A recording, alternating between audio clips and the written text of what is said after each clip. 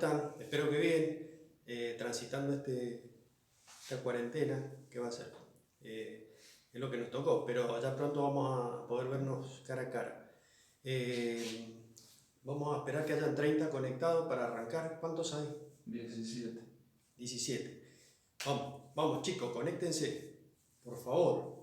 ¿Cómo estuvieron viendo lo de la semana pasada? Aprobaron todos el trabajo práctico. No fue demasiado complicado, fue en base a lo que vimos de conceptos de contabilidad, organización, etcétera, etcétera. La idea es hoy, primero vamos a trabajar con esta pizarra, así que no se preocupen por esta si no la ven, porque todavía no la vamos a usar, solamente hace falta que esté el plano acá. Si la ven bien, no digan nada, si tienen algún problema, mándennos un chat para corregirlo. La modalidad va a ser la misma que el otro día. Yo voy a ir desarrollando los temas de la guía número 2. Vamos a usar este portasaumerio de señalador. La guía número 2 es la que vamos a trabajar hoy. Primero vamos a hacer un repaso del proceso contable, que es un video de 8 minutos que yo grabé el año pasado, que les pedí que lo vieran para hoy. Vamos a hacer un repaso de eso. Sí. Que te quede más quieto porque se mueve mucho. No te muevas tanto. Ah, bien, entonces me voy a quedar congelado. Acá, ¿está bien? ¿Estaría bien ahí? Ahí está. Bueno, me voy a quedar quieto porque se mueve mucho la imagen. Así que Ya hay 34 aquí. Perfecto. Lo único que voy a hacer es señalar los distintos temas que vayamos viendo y no me voy a mover mucho por ese problema que hubo recién. Y prometo no destapar más los marcadores, porque el otro día viendo el video me di cuenta del reclamo de ustedes, lo molesto que era el ruidito cuando hacía tac, tac, tac, tac. Así que para esta no lo vamos a hacer. Bueno, ¿qué modalidad vamos a tomar? Les voy a ir dando los temas y luego vamos a ir haciendo algunas actividades que hay ahí en el libro, ¿sí? Y cuando termine la clase vamos a enviarles por el grupo de WhatsApp un trabajo práctico evaluativo que son 20 afirmaciones para que ustedes digan si es verdadero o falso, justificando las que son falsas, que me van a reenviar también electrónicamente para que yo los corrija directamente desde ahí. Muy bien. ¿Cuántos conectados tenemos? 29. 29. Bueno, arrancamos primero preguntándoles si tienen alguna duda de lo que hemos visto en la clase anterior. En el caso de que la tengan, me pueden ya mismo mandar un chat a través de esta misma herramienta del Twitch para que yo les conteste esas dudas. En caso de que no la tengan, arrancamos directamente con el tema de hoy. Le doy un minutito para ver si alguno tiene alguna pregunta.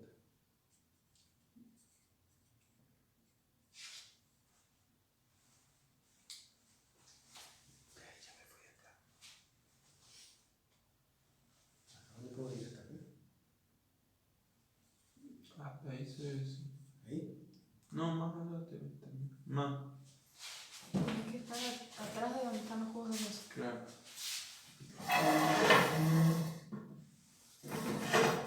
La idea es que no se vea esto.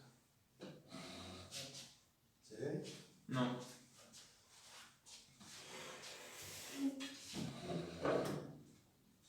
Bueno, ¿han mandado alguna consulta?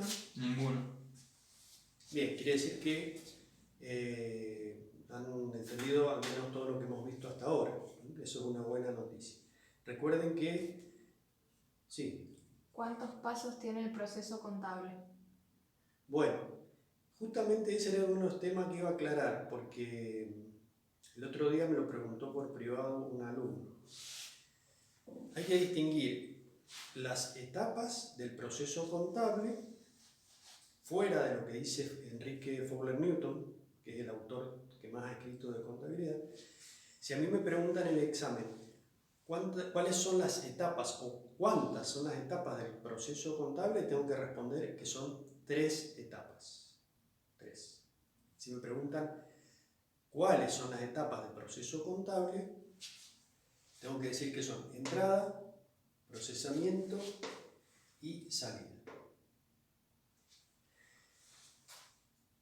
Abstrayéndonos de eso y yendo a lo que dice Enrique Fowler Newton, luego de dar el concepto de contabilidad, vamos a repasar un poquito el concepto. Decía Fowler que la contabilidad es una disciplina técnica que, partiendo de los hechos que afectan en la composición y en la evolución del patrimonio del ente, los bienes de terceros en su poder y ciertas contingencias, tiene como finalidad brindar información útil para la toma de decisiones por parte de los administradores y de terceros interesados y para vigilar y controlar los recursos y obligaciones del ente. Y luego da una serie de pasos que deben ser seguidos para ejecutar el proceso contable. Entonces, y acá viene la diferencia con lo que vimos recién. Si a mí me preguntan, volviendo para atrás, etapas son 3, son las que vimos recién. Entrada, procesamiento y salida. Si a mí me preguntan cuáles son los pasos que tiene el proceso de acuerdo a la definición de Fowler Newton, ahí vamos a decir que son 6, que eran la detección de las situaciones que afectaban al patrimonio, la interpretación, la medición, la registración y archivo y la comunicación. Entonces no es lo mismo etapas que pasos del proceso. Si le preguntan por pasos, tienen que contestar que son 6, si mal no recuerdo.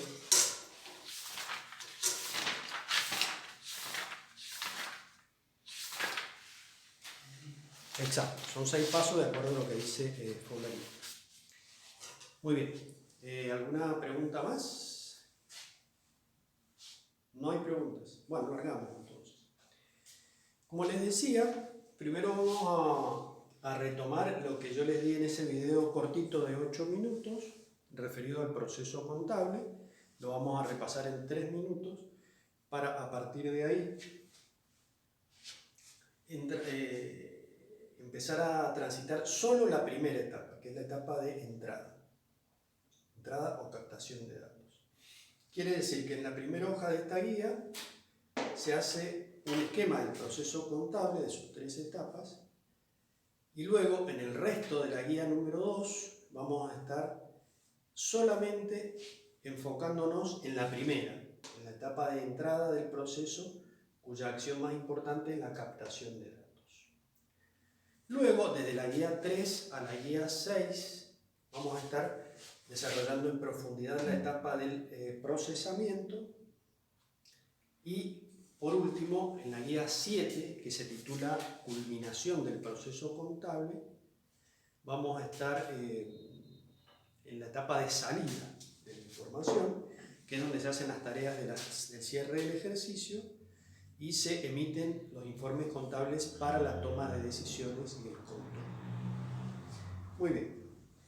La idea siempre en cada clase es, además de explicarles los temas puntuales, siempre tenerlos ubicados en tiempo y espacio para que sepan en qué parte del contenido del cuadernillo estamos viendo y cómo se relaciona eso con la realidad, la contabilidad de una empresa. Muy bien. Entonces, retomando lo que les di en el video cortito, en la etapa de entrada se captaban los datos a partir de los comprobantes, enseguida vamos a profundizar sobre eso. En la etapa de procesamiento se procedía a clasificar los documentos, a realizar cálculos, a registrar los datos obtenidos en la etapa anterior y que significaba anotar por escrito, y finalmente a proceder al archivo de la documentación. Y en la etapa de salida se hace a la fecha de cierre, Recordemos que las dos etapas anteriores se ejecutan todo el año, los 365 días que dura el ejercicio contable.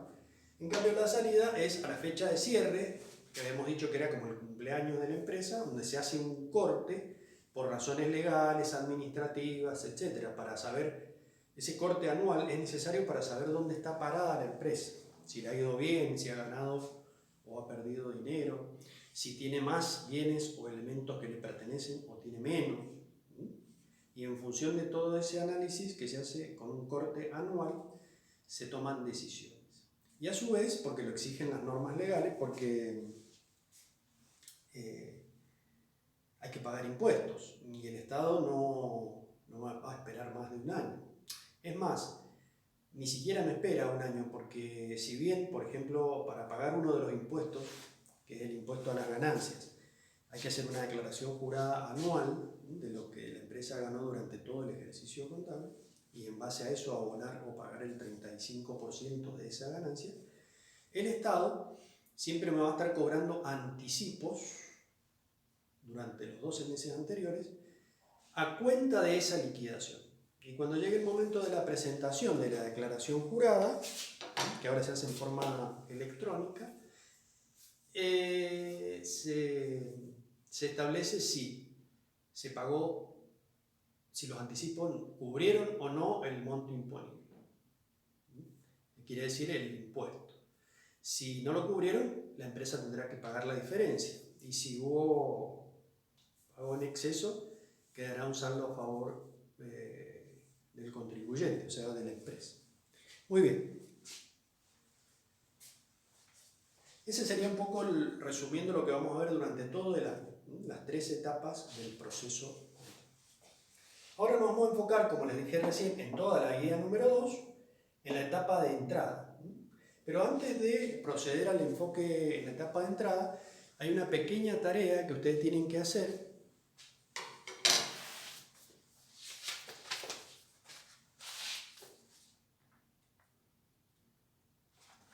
Está en la guía número 2, página 2. Acá abajo dice: clasifica las siguientes palabras según correspondan a la etapa de entrada, procesamiento o salida del proceso contable. Y me da 5 palabras, 2 palabras compuestas y 3 simples. Y esas hay que volcarlas en el cuadro que está en la página siguiente, que yo lo he dibujado acá en el pizarrón, en la etapa que corresponda. Pero como lo van a hacer ustedes, yo lo único que voy a hacer es, en el caso de estar de acuerdo con lo que ustedes me digan, ponerla o anotarlo en la columna correspondiente a entrada, procesamiento o salida, y ustedes hacen lo mismo en el libro. Vamos con la primera. Ustedes me lo tienen que tipear. Lo que tienen que tipear ustedes en estos casos, cuando yo nombro la palabra, es E si es entrada, P si es procesamiento o S si es salida. O sea, una sola letra. E, P o S. Vamos con la palabra comprobantes. A ver, ¿cuántos tipean en el chat, por favor? ¿Dónde les parece que va la palabra comprobantes? ¿En la entrada, en el procesamiento o en la salida del informe? Entrada. Pusieron todo a favor. Hay varios que han puesto entrada. ¿Cuántas personas contestaron? Todos los que contestaron. ¿Cuántos? Unos 15, no sé. 20. Muy bien.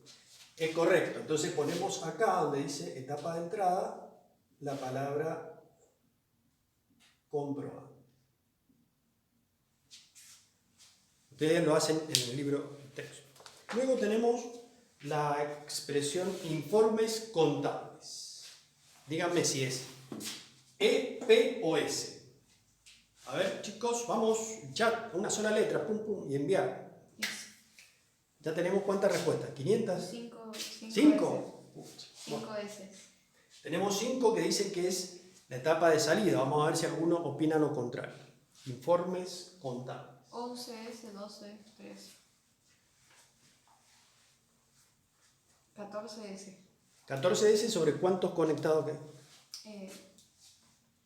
16 S sobre 38 conectados. 17 S. Necesitamos 20 para que sean la mayoría. Por favor. 18 pusieron S y una persona puso P. Bien.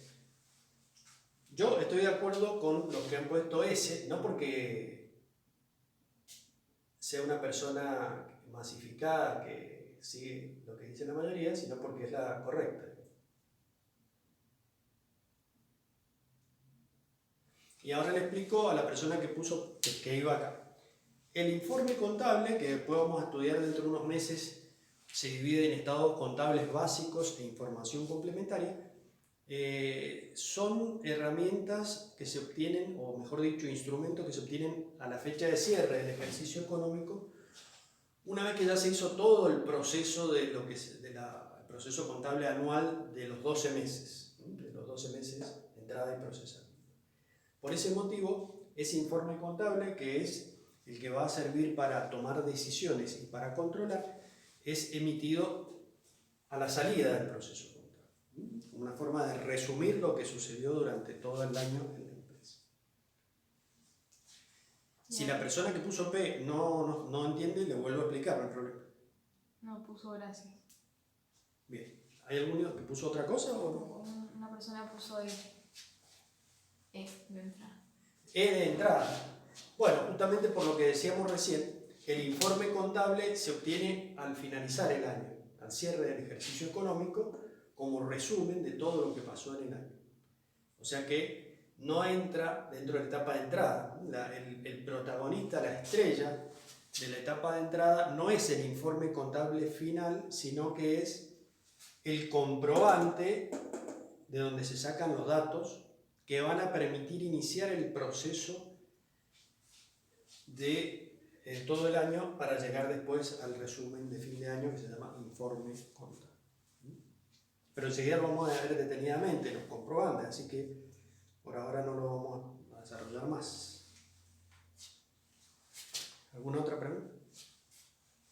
Muy bien. Vamos con la palabra archivo. Es una de las tareas que deben ejecutarse en cuál de las tres etapas. ¿En la entrada, en la P de procesamiento o en la S de salida? P. Pusieron. Tenemos varias P de procesamiento. A ver qué dicen los demás. 13P. 13P. Vamos, si alguno más puede tipear una P, o si no está de acuerdo, que ponga la otra letra que le parece que es, y lo explicamos. 17P y una S. 2S. Muy bien. La correcta es la P, o sea, el procesamiento.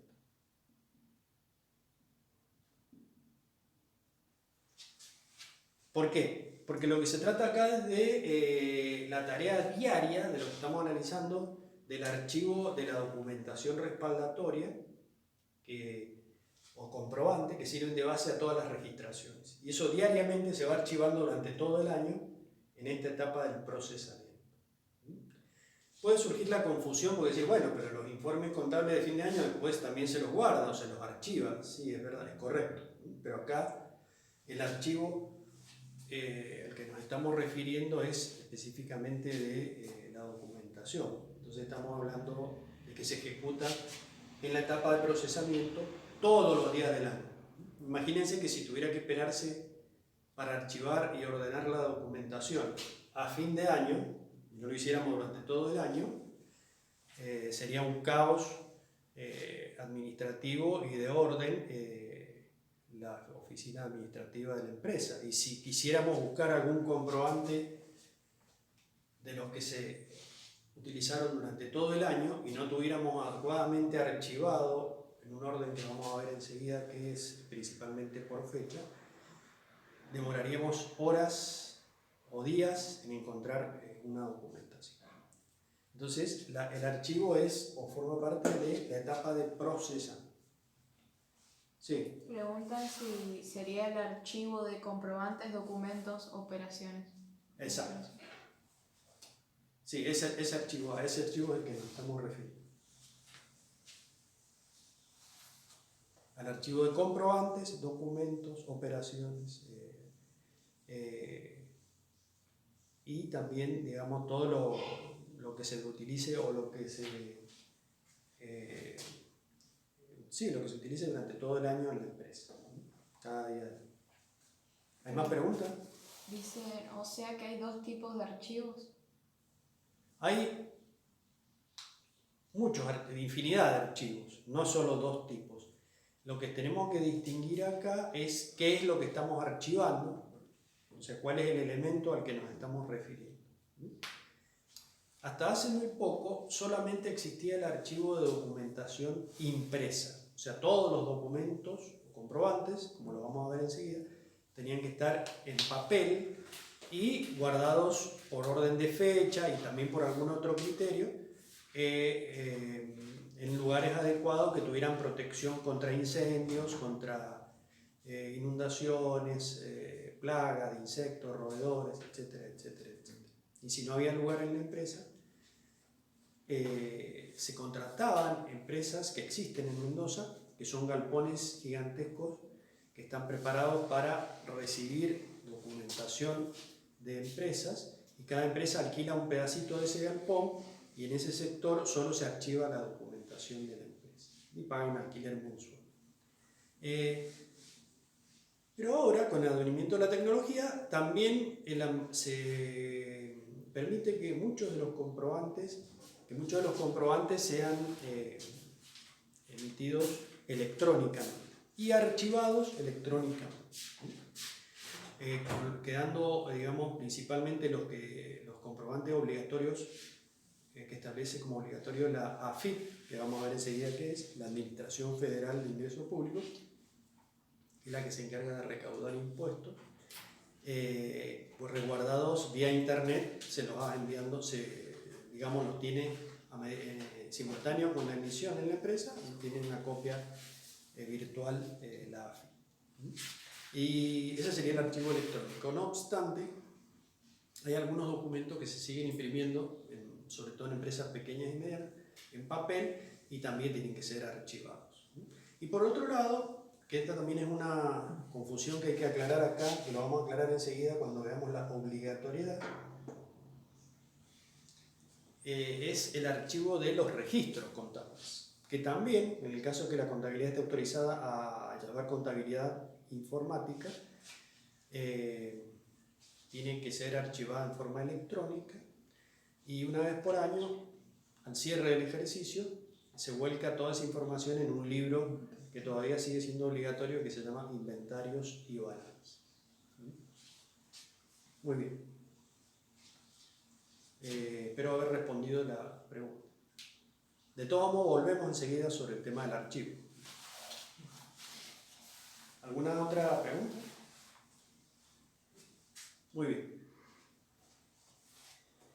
La palabra registración. A ver, pongan en el chat si es E de entrada, P de procesamiento o S de salida. Registración. Tienen 30 segundos.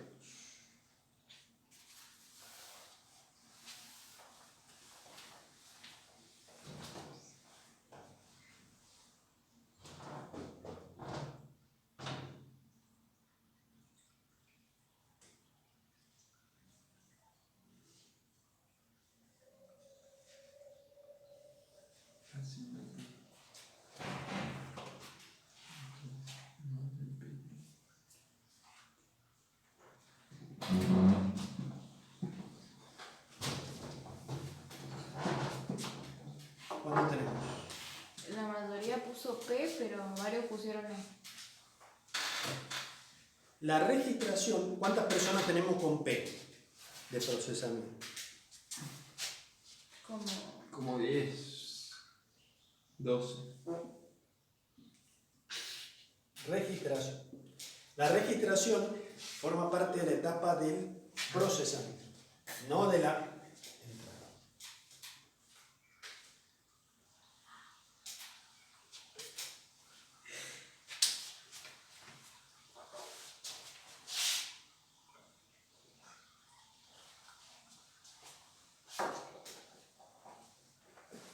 Bueno, perdón, voy a tomar un vasito de agua. ¿Qué significa registrar? Significa anotar en forma escrita. Antes se hacía solo manuscrito y ahora se permite también la registración electrónica. Significa que a través de sistemas, ustedes habrán escuchado hablar del, por ejemplo, se los anoto aquí arriba, del sistema Tango o alguno similar, se permite gestionar en forma electrónica todos los pasos de la contabilidad de la empresa. Hay un programa que se llama Tango Gestión que además de la contabilidad, de llevar la contabilidad, además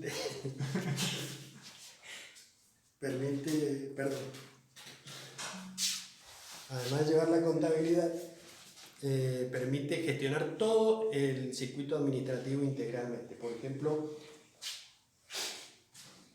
yo cargo un dato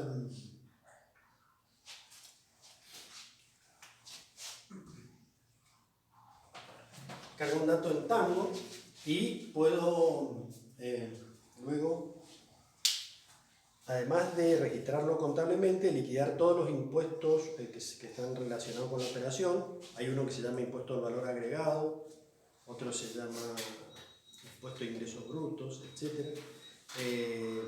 Y además hay otro módulo de ese Tango Gestión que le manda el dato que se cargó, se lo manda al área de control de stock o existencias, para que, por ejemplo, si hay una venta de mercadería, para dar de baja a la mercadería que se ha vendido, o si es una compra, al revés, para dar de alta. O sea que yo puedo electrónicamente mover todo lo que hago en la empresa con un solo programa que se compra y después tiene un mantenimiento mensual que hay que ir pagando, como una especie de abono.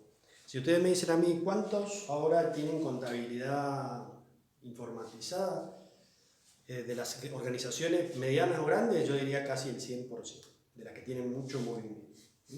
Solamente puede llegar a quedar la contabilidad manual para pequeñas organizaciones que no tienen muchos movimientos mensuales, que son, por ejemplo, ONG, organizaciones sin fines de lucro, que tienen muy poco movimiento porque reciben donaciones, cuotas y hacen obras de beneficencia, pero no se justifica invertir en un programa informático contable para ese tipo de movimiento. Eso ustedes, cuando sean contadores de esas empresas o de esas organizaciones, lo pueden hacer tranquilamente en forma manuscrita y únicamente teniendo una persona, un administrativo que guarde todos los comprobantes de los movimientos que hay en esa organización. Muy bien.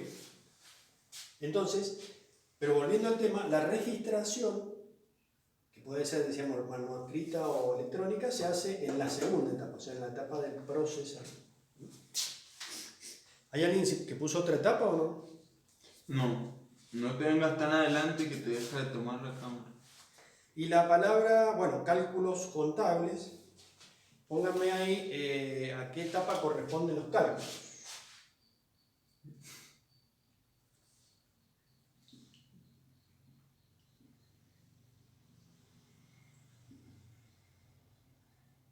¿Están de acuerdo? 11P, una S, 14P.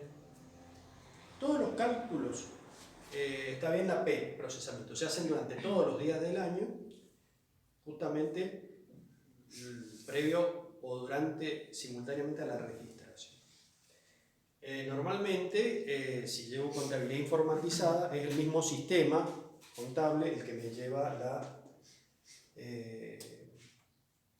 el que realiza los cálculos, entonces se minimiza mucho el margen de error en las registraciones. Antes, cuando la contabilidad era todo manuscrita, había mucha posibilidad de error por parte del humano que hacía los cálculos matemáticos, porque a ustedes les puede haber pasado alguna vez, por ejemplo, de anotar una cifra que tiene 3 ceros con un 0 de más o un 0 de menos, entonces se producían errores que después vamos a ver a través de qué herramienta contable se detecta.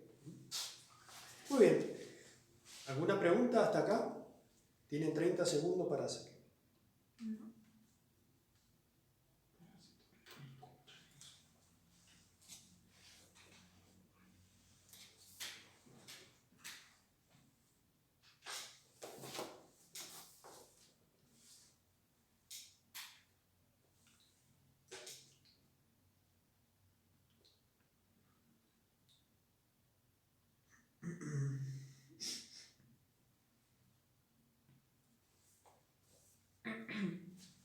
¿Hay preguntas? Ninguno. Muy bien. Entonces ya sí, ahora vamos a arrancar en la página 3 de la guía 2, donde dice comprobantes. Vamos a empezar a trabajar de ahí hacia abajo. Todo lo que está en el libro entre la página 3, guía 2, página 3, hasta hasta la mitad de la 8, desde la 3 hasta la mitad de la 8 es lo que yo he resumido en este esquema que está acá en el pizarrón. Enseguida lo voy a levantar un poquito al pizarrón, para que vean el renglón de abajo que está tapado ahí por esto. Muy bien, entonces, olvidémonos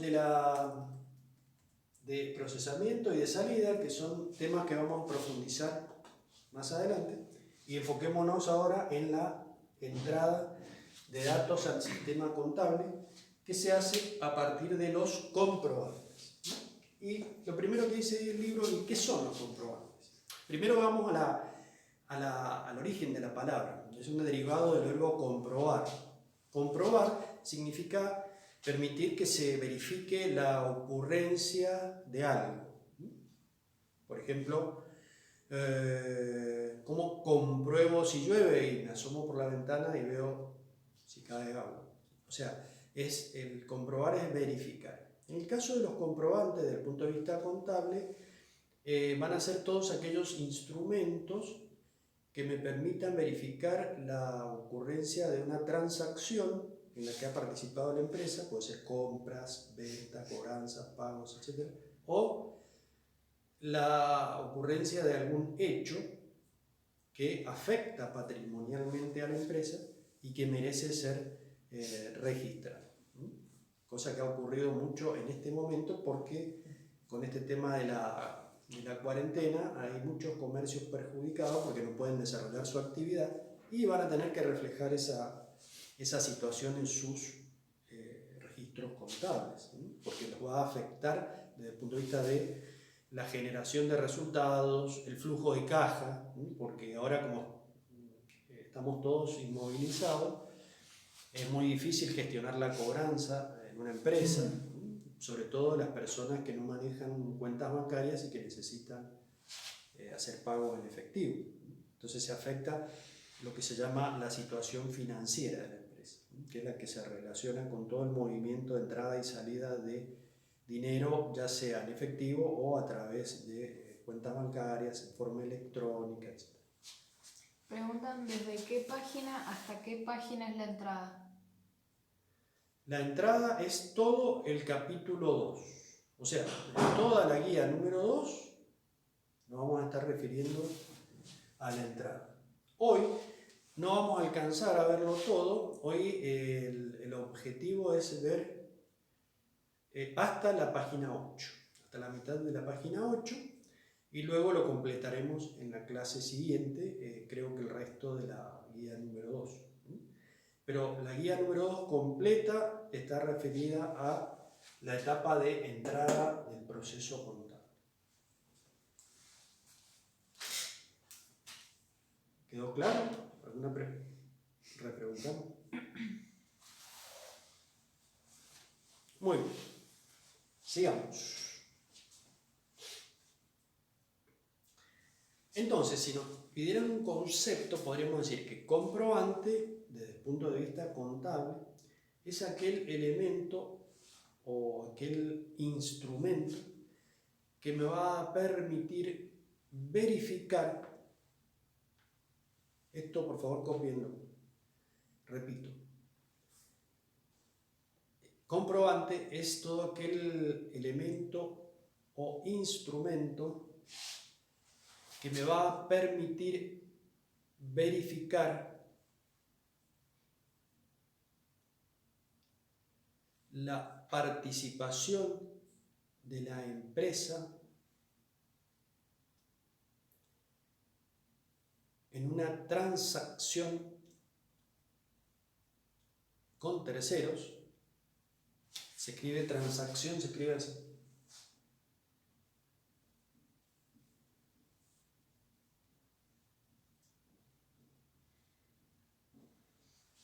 En una transacción con terceros, entre paréntesis, compras, coma, ventas, coma, cobranzas, coma, etc.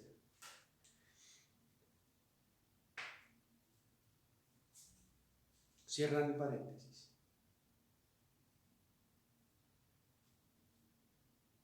O, sigue la frase, ¿no? O la ocurrencia de un hecho, perdón, sí. Se quedaron en verificar.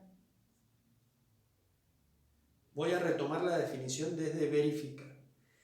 Decíamos que el comprobante es todo instrumento o elemento que nos va a permitir verificar puede ser la misma palabra, por ahí difieren algunas, pero la participación de la empresa en una transacción con terceros.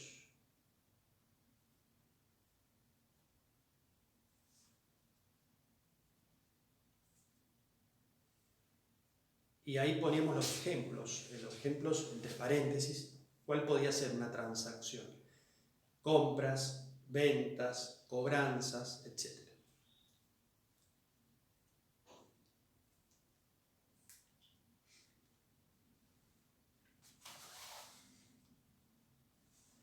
Cerrábamos el paréntesis y seguía la frase.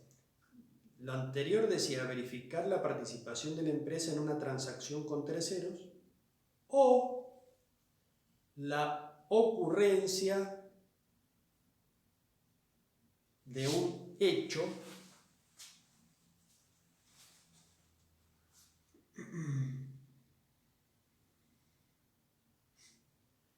interno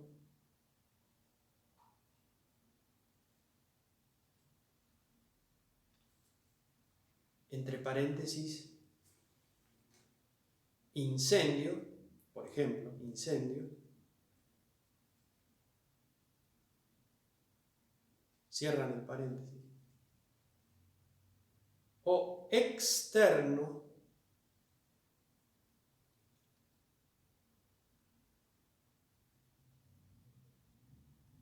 entre paréntesis devaluación de la moneda, devaluación con B de vaca, devaluación de la moneda, coma, restricciones por cuarentena, coma, etcétera. Repito. Sí. Externo y qué más, pregunta. Retomamos. O por la ocurrencia de hechos internos, entre paréntesis, incendio, o externos, entre paréntesis, devaluación de la moneda, coma, restricciones por cuarentena,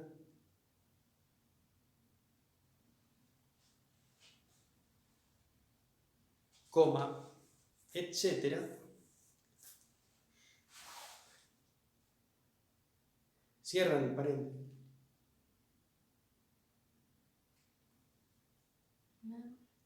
Que afectan el patrimonio de la empresa.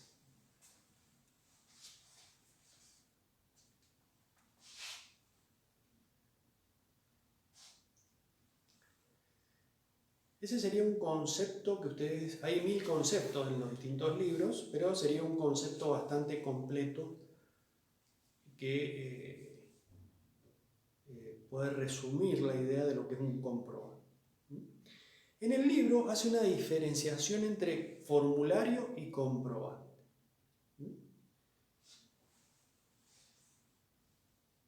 ¿Qué diferencia hay? Sí. Preguntan si el video en vivo se puede atrasar o solo podemos verlo cuando lo suban completo. Claro. Ahí Dale, respondieron dale. igual. Era una pregunta irrelevante para el profesor. Muy bien. ¿Qué diferencia hay entre formulario y comprobante?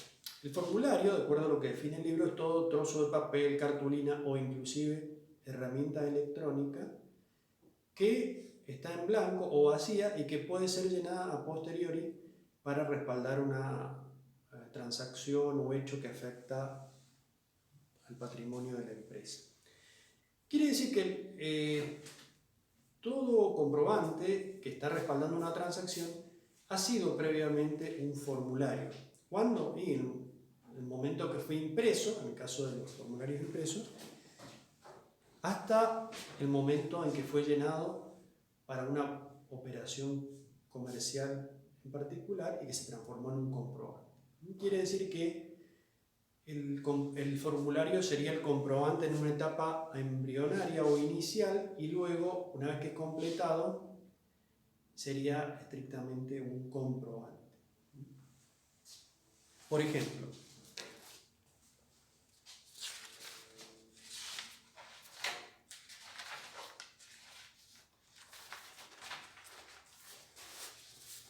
ustedes tienen acá un modelo de factura. En este caso es la factura B, que vamos a ver si alcanzamos en esta clase y si no en la que viene.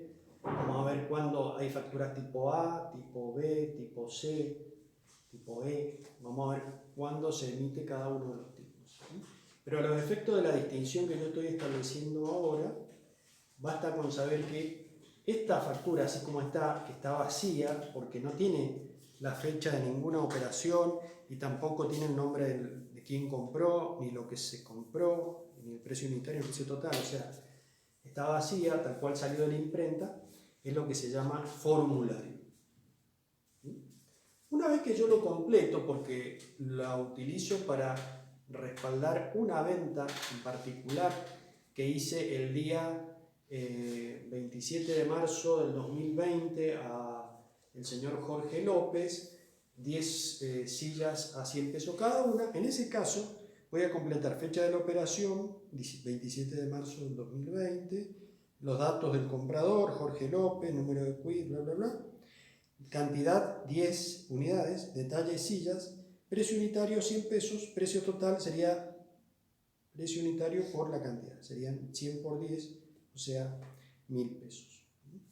Y después realizaré el cálculo si se venden más elementos y enseguida les voy a explicar cuando veamos esa factura, la tipo A, el tema impositivo. Pero recién ahí, cuando se completa la parte variable del formulario, se transforma en un comprobante que puede respaldar una registración contable. Mientras el formulario esté en blanco o vacío, no sirve para respaldar una registración contable. Muy bien.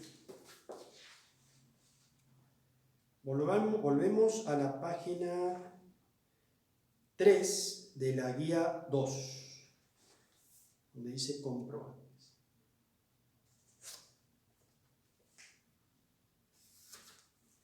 Me gustaría que resaltaran este último párrafo que dice: cuando un formulario es completado, o sea, se asienta en él la información variable, pasa a ser un comprobante o documento. Que es lo que acabo de explicar recién.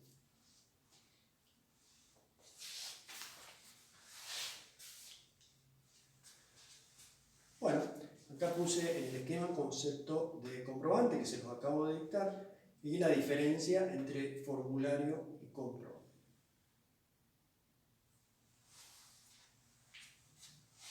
Luego vienen las funciones que tienen los comprobantes y están divididas en función contable, función de control y función jurídica. Desde el punto de vista de la contabilidad, sin ninguna duda que la función más importante justamente es esa. ¿Y cuál es la función contable? Y permite o sirve de respaldo, el comprobante, sirve de respaldo a cualquier anotación que se haga en los libros o registros contables. Es más, no se puede hacer ninguna anotación en los libros contables si no hay un comprobante o documento que lo respalde. Por ejemplo, si tengo que anotar la compra de mercaderías, tengo que tener de respaldo la factura de compra. Si tengo que registrar el pago a un proveedor, antes de registrarlo, tengo que tener el documento o el recibo de pago que me dio el proveedor cuando le pagué. Y así sucesivamente. O sea, por cada hecho o transacción que yo tengo que registrar en los libros, previo tengo que tener o visualizar un documento o comprobante que respalde esa anotación. Si no, verbalmente no puedo registrar nada. O lo podría hacer, pero bajo mi responsabilidad, y si a futuro me preguntan por qué anoté eso en los libros, voy a cargar yo con toda la responsabilidad. O sea, no puedo hacer o registrar nada si no tengo previamente el documento respaldatorio o el comprobante respaldatorio. Muy bien. Función de control. Al emitir el comprobante quedan individualizadas todas las partes intervinientes en una transacción, quién vendió, quién compró, a su vez queda qué es lo que se vendió, a qué precio, cuántas unidades, y a su vez queda individualizado quién es el empleado de la organización que emitió la factura, porque todos los usuarios de un sistema de facturación electrónico tienen una clave o contraseña que es personal, entonces que aparece impresa en el cuerpo de la factura. En consecuencia, si hay algún problema futuro con ese comprobante, va a saber perfectamente quién es el que lo hizo, quién es el que lo confeccionó y va a tener que dar explicación. Muy bien. Y la función jurídica también es muy importante. ¿Qué es lo que es un juicio o una demanda judicial? Es cuando hay un desacuerdo entre dos empresas o entre una persona y una empresa, etc. Y una le reclama a la otra. Primero se reclama en forma directa, sin intervención judicial, y si no se ponen de acuerdo, la que dice estar perjudicada va con un abogado que la asesore e inicia una demanda judicial en lo que se llaman tribunales o el Poder Judicial de la Nación.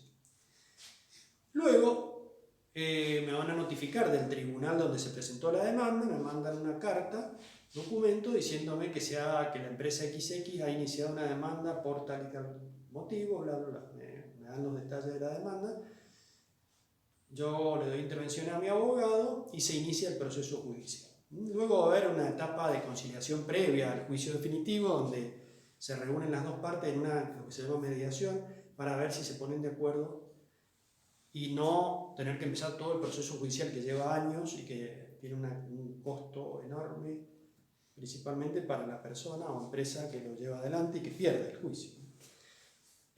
Si no se llega a un acuerdo en esa mediación, se sigue el proceso judicial. Y ustedes van a decir, ¿qué tiene que ver esto con la función jurídica? Justamente, cuando a mí el juez me pide explicaciones para que yo defienda mi posición respecto a lo que me reclama la otra empresa judicialmente, yo voy a poder aportar los comprobantes o el documento que se relaciona con eso que me están reclamando como prueba en ese juicio. Si te puedes quedar más quieto porque se está desenfocando mucho. Bien. Entonces repito, me voy a quedar quieto porque hay un problemita. La función jurídica es... ¿Lo puedo sentar? ¿O me salgo A ver.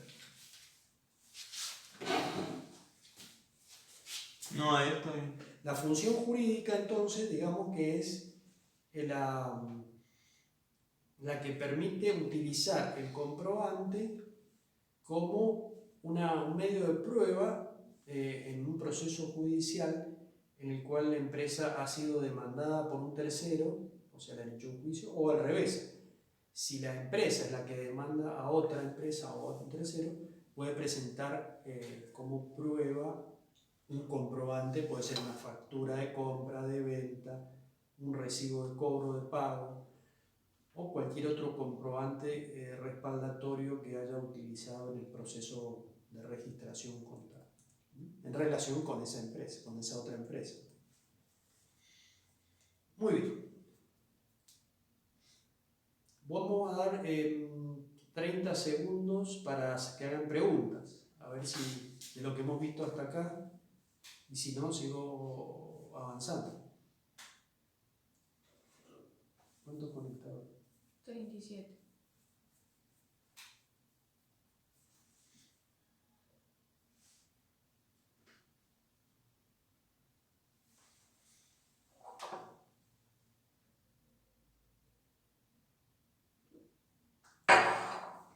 ¿Puede hacer un resumen de las 3 funciones? Me piden un resumen de las 3 funciones. Está hecho acá el esquema: función contable, función de control y función jurídica. Si quieren que les ponga una palabra de cada uno, sería función contable, respaldo de las registraciones. Eso sería lo más importante. Función de control, identifica a las partes intervinientes.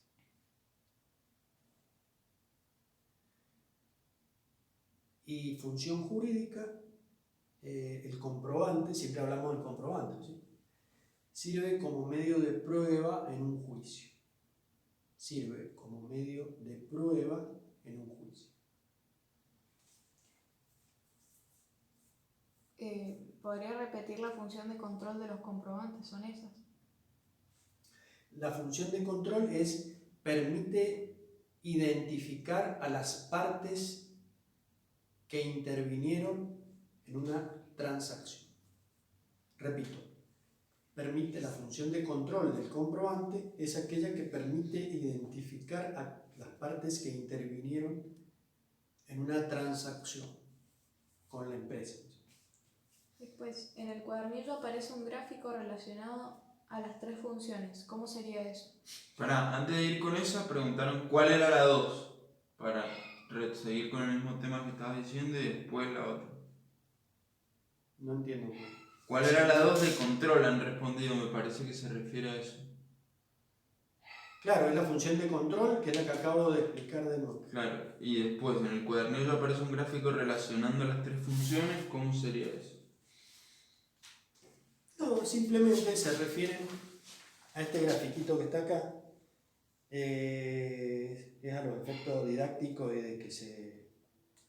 de presentarlos estéticamente, pero no es como matemática que esto es intersección esto, ¿entienden? O sea, es un simple dibujo que lo podrían haber hecho como lo hice yo acá, con 3 flechitas, como un esquema.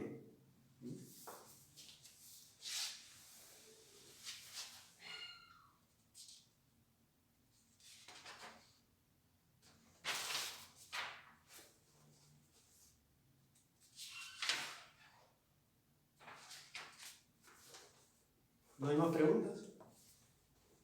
No. Ninguno. Bueno.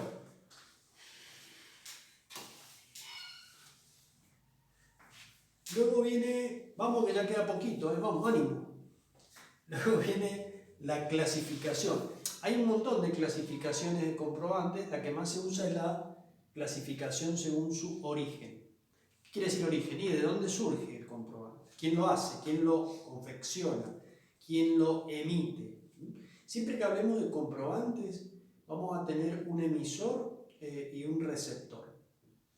El emisor es el que lo hace al comprobante y el receptor es el que lo recibe. ¿Okay? Muy bien. Entonces, según su origen, los comprobantes pueden ser de origen interno cuando son emitidos por nuestra empresa o de origen externo cuando son emitidos por terceros ajenos a la empresa. Por ejemplo, otra empresa que nos está vendiendo mercadería, como ejemplo, digamos.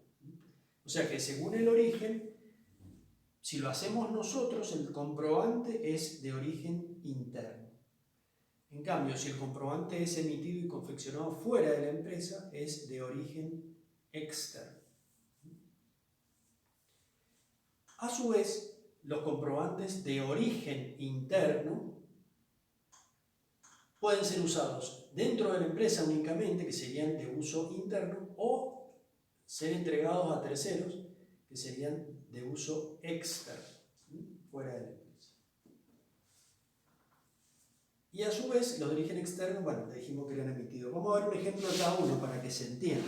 Por ejemplo, cuando yo, interno de uso interno, por ejemplo, tengo un incendio que se quema una parte del depósito y pierdo 50.000 pesos en mercaderías, no tengo cobertura de seguro contra incendio. Tengo que reflejar contablemente esa pérdida en mis libros, en mis registros. No tengo un comprobante que me permita registrarlo, porque no ha habido una transacción con un tercero, ni compra, ni venta, etc. ¿Qué hago entonces? La empresa va a generar su propio comprobante, que después vamos a estudiar más en la clase que viene o en la otra, que se llama minuta contable, que es un comprobante de origen interno y de uso interno, que solo circula dentro de la empresa y que sirve de respaldo justamente a esa situación atípica que fue el incendio y que me hizo perder una cantidad X de dinero en mercado.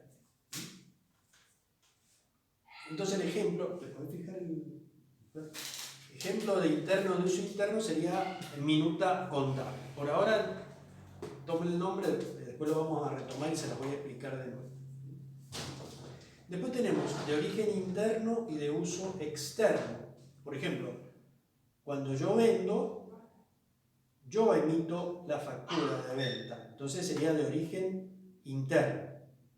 Pero se la entrego a que me compró, el comprador, entonces sería de uso externo, ¿no? Es utilizada fuera de la empresa. Y por último tenemos los comprobantes de origen externo, que son emitidos por terceros, pero siempre y cuando tengan relación conmigo. Por ejemplo, una factura por una compra que yo hice, en ese caso el que va a emitir la factura es el proveedor. El tercero me la va a mandar a mí, me la va a entregar a mí, entonces sería por eso un documento de origen externo. Muy bien, esa sería la clasificación según su origen. El ejemplo de este externo sería factura de compra.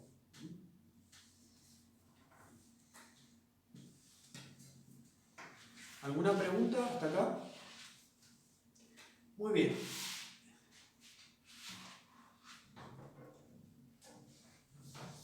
Luego viene el tema del archivo. El archivo, archivar, que es la actividad más aburrida que hay o más tediosa, es guardar ordenadamente, meticulosamente, en este caso todos los comprobantes que la empresa utiliza para respaldar sus operaciones. Guardar en un lugar seguro, que tenga protección contra incendios, inundaciones, plagas, insectos, roedores, etcétera, etcétera, etcétera. ¿Cómo se lo puede archivar? El objetivo del archivo es que, si yo posteriormente necesito alguno de esos comprobantes emitidos en fechas anteriores, pueda rápidamente localizarlo. Hay varios criterios de ordenamiento y archivo. El más utilizado es el cronológico. ¿Qué significa cronológico? Significa que los documentos se archivan en orden a su fecha, desde los más viejos hasta los más nuevos. Se lo va a agrupar también por temas. Por ejemplo, se van a agrupar todos los comprobantes relacionados con las compras en un lugar ordenado por fecha, todos los relacionados con las ventas por fecha, todos los relacionados con las cobranzas por fecha y así sucesivamente. También puede haber otros criterios, además de la fecha y del tipo de operación que respaldan, puede ser el lugar geográfico de emisión. Por ejemplo, todos los de la sucursal Guaymallén van a estar archivados en ese lugar.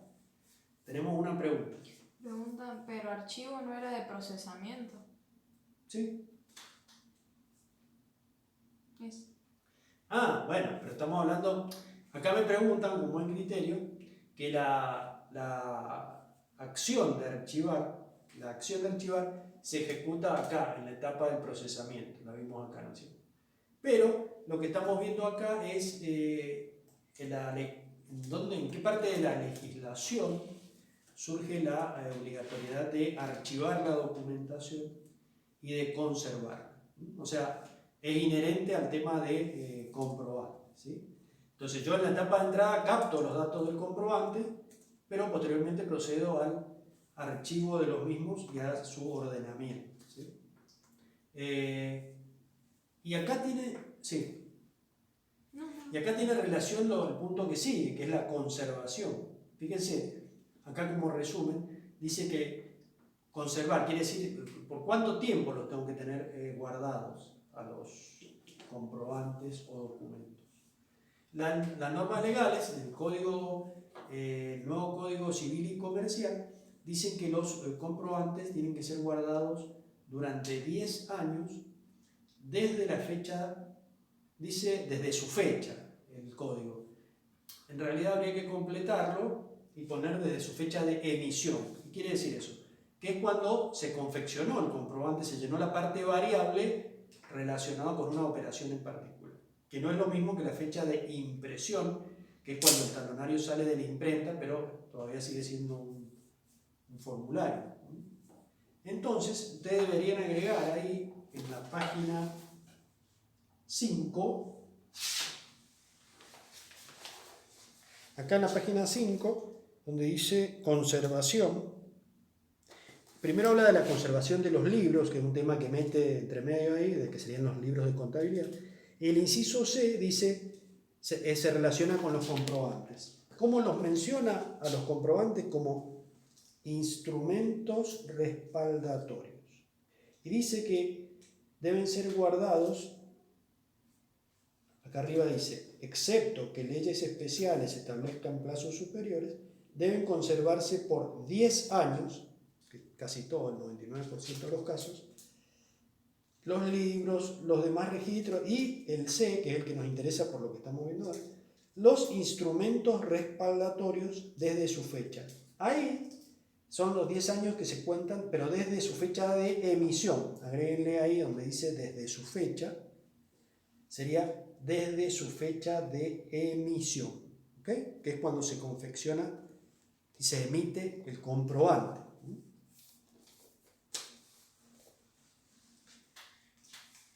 Bueno, después habla de que los herederos deben conservar los libros, pero habla ya de los registros, no de los comprobantes en particular. Tienen una legislación especial. Bueno, después empieza a hablar de quiénes están obligados a llevar contabilidad y quiénes no.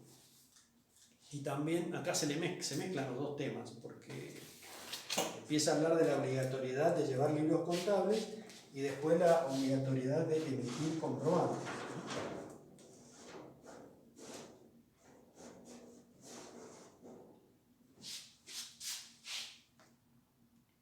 Bien. Acá decimos, primero, a nosotros nos debería interesar en esta unidad solamente quiénes están obligados a emitir comprobantes. Yo lo puse acá como B porque no ni siquiera aparece ahí en el libro. Aparece al final de la explicación como un rengloncito. Pero lo más importante, lo que estamos viendo ahora, ¿quiénes están obligados a emitir comprobantes por las operaciones que realizan? Acá dice, todos los que desarrollan actividades comerciales, industriales, de servicios, etc., en forma habitual. El concepto de habitualidad es lo que nos da el hecho, o nos establece la obligatoriedad o no de emitir comprobantes. ¿Qué quiere decir? Que si yo me dedico habitualmente a desarrollar una actividad de cualquier tipo, inclusive una actividad no lucrativa, sino de cualquier tipo, tengo que emitir comprobantes, si lo hago habitualmente, en forma habitual. En este caso no importa si es una persona física, un ser humano, o una persona jurídica, o sea, una sociedad comercial, una fundación, una asociación civil, como quiera. De cualquier tamaño que sea, tiene obligación legal, de acuerdo a lo que establece la AFIP, que es la Administración Federal de Ingresos Públicos, de emitir comprobantes por todos los actos que realice. Y dependiendo de cuál sea el acto que quiere respaldar, va a ser el tipo de comprobante. Si vendí algo, una factura, si si cobré un recibo, si deposité en el banco una boleta de depósito, etcétera, etcétera. Pero están obligados a emitir comprobantes todos los que desarrollan las actividades en forma habitual. ¿Cuál sería un concepto de no habitualidad? Y, por ejemplo, si yo tengo mi cochera llena de cachivaches, si un día decido vender todo y saco todos los cachivaches a la vereda y los pongo en precio de liquidación, que se llama feria o no sé, algo así, es algo no habitual. O sea, yo no me dedico a eso. Lo hice para deshacerme de todos esos cachivaches, pero no ejerzo una actividad habitual en la compra y venta de eso, de muebles usados. En ese caso, como yo no soy habitualmente comerciante, la AFIP me dice, no te va a inscribir impositivamente, a imprimir un facturero por ese hecho extraordinario o no habitual. En ese caso, como no hay habitualidad, no tengo la obligación de emitir comprobantes. Ahora, si yo lo hiciera habitualmente, si me dedicara a eso como actividad principal, sea cual fuera la actividad, tengo que emitir comprobantes de acuerdo a lo que dice la AFI. No importa si soy un ser humano individual, persona física, o una empresa o ONG o persona jurídica que fue formada legalmente por la unión de varias personas físicas. Cualquiera de ellas, si hace habitualidad, tiene que emitir comprobantes. Y tampoco importa el tamaño. Puede ser un kiosquito pequeño de un solo dueño que lo atiende todo el día y lo mismo por determinado monto de transacción está obligado a emitir un ticket o una factura. En caso de que normalmente se los pide, ¿no? Los kiosqueros no la hacen, pero si uno se la pide debería hacerlo. Muy bien. Y la otra, que se trata ahí en el libro, pero por fuera de lo que estábamos viendo en este capítulo, que es el tema de comprobantes, es la obligatoriedad de llevar libros contables. Esa obligatoriedad, que no son los comprobantes, que son el respaldo, sino los libros donde se registran las transacciones.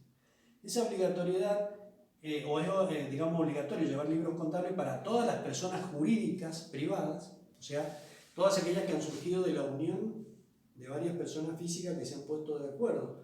Puede ser, por ejemplo, una sociedad anónima, una sociedad de responsabilidad limitada, puede ser que persigue fines de lucro, puede ser un club deportivo, una unión vecinal que no persigue fines de lucro. En ese caso, están obligados a llevar libros contables y evidentemente también a tener documentación de respaldo por cada transacción u operación que realicen. Por ejemplo, una unión vecinal o un club deportivo, ¿y cuál sería? Y cada vez que cobra una cuota de sus asociados, va a tener que emitir el recibo correspondiente. O sea, esa sería la emisión de comprobantes. Y van a estar obligados, por ser persona jurídica, a llevar contabilidad. Esas son las contabilidades más fáciles de hacer. Si ustedes son contadores de una pequeña unión vecinal o de un club de barrio, etcétera, de ese tipo de organizaciones, tienen una persona que les ordene los documentos o los comprobantes de todo lo que hicieron en el año y después rápidamente los procesan y tal vez con un trabajo de una semana pueden elaborar toda la información y emitir los balances o informes contables de esa organización. En esos casos que yo les mencionaba que se puede llevar la contabilidad manual o manuscrita porque tienen muy poco movimiento. salvo que sea Club Regata, que tiene 10.000 socios. En ese caso sí se requiere un soporte informático porque es mucha el volumen de transacciones, pero si es una pequeña organización no tiene sentido. Y después dice empresas organizadas aunque sean de un solo dueño, o sea, aquellas empresas que están organizadas para desarrollar una actividad, dice el libro, comercial, industrial, de servicio, agropecuaria, bla, bla, bla. ¿Quiénes están exceptuados de llevar contabilidad? Lo dice en un párrafo más abajo, los que ejercen, por ejemplo, profesiones liberales o algunas actividades agropecuarias en pequeña escala. Pero no de emitir comprobantes, dice de llevar libros contables, que no es lo mismo. O sea, si yo soy contador, o médico, o ingeniero, y me contratan, tengo que emitir la factura o el recibo cuando me pagan mis honorarios. O sea, tengo que emitir comprobante porque lo hago en forma habitual. Sin embargo, a lo que no estoy obligado es a llevar contabilidad en forma organizada, o sea, de acuerdo a los requisitos que pide la ley. Muy bien, ahora les doy un par de minutos para que hagan preguntas y luego vamos a cerrar el tema de comprobantes, o la parte de la clase de hoy de comprobantes, con los contenidos constantes y variables que puede tener un comprobante o un documento.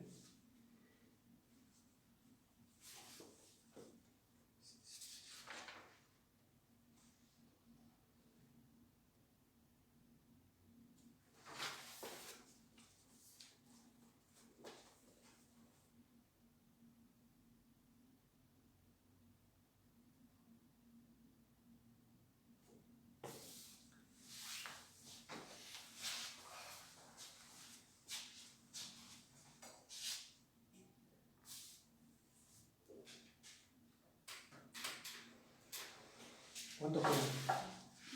No preguntaba nada. ¿Cuántos hay? 38. Así es, sobrevivir. Muy bien.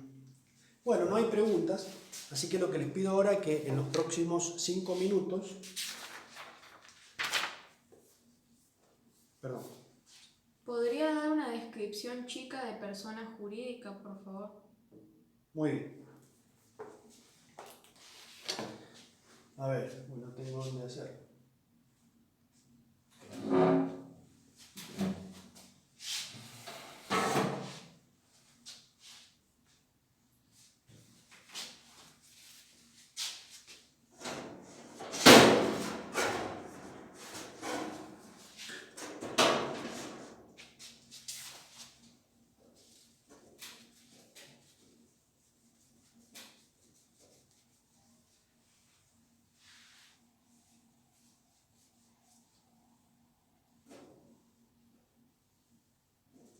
Me piden que dé una breve explicación de lo que es persona jurídica. Lo vamos a diferenciar claramente o con el otro tipo de persona y ahí se va a entender. Desde el punto de vista legal hay dos tipos de personas.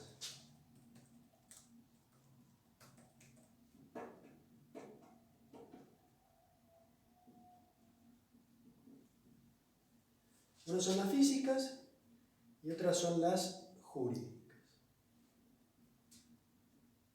Las personas físicas somos nosotros, todos los seres humanos que desarrollamos actividades en la vida civil y algunos también desde el punto de vista comercial o de algún otro tipo.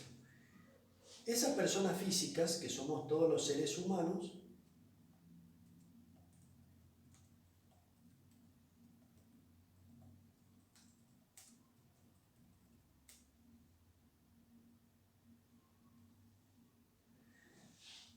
para nuestra vida civil estamos identificados con un número de identificación que se llama Documento Nacional de Identidad.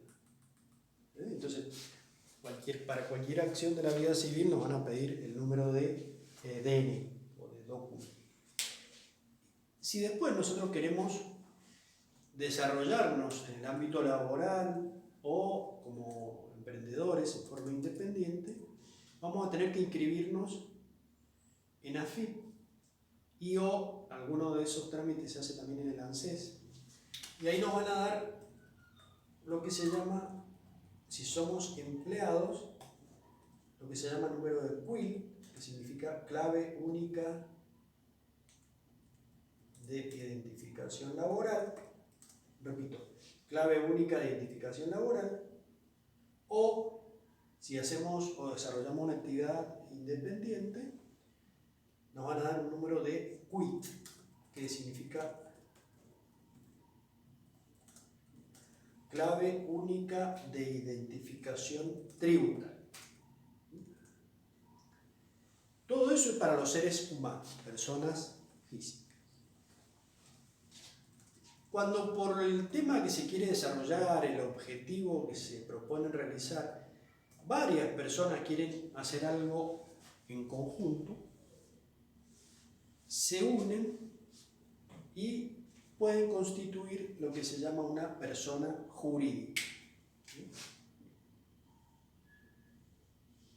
O sea, que una persona jurídica está formada por varias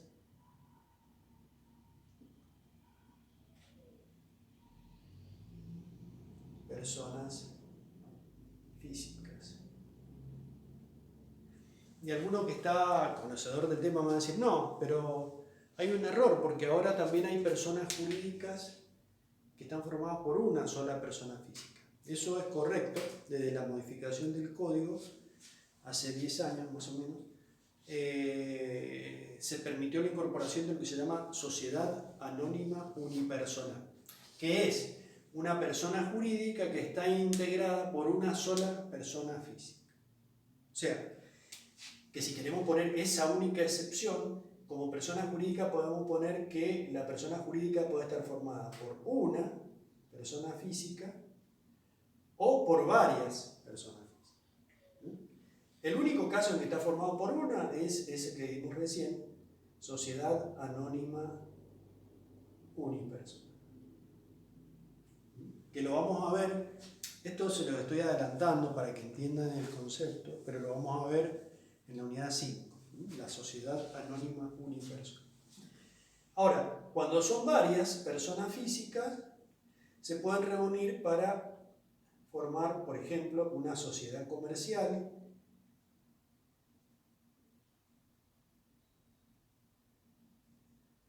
que puede ser una sociedad anónima, otra que ahora visto por ahí se llama SRL, ¿no?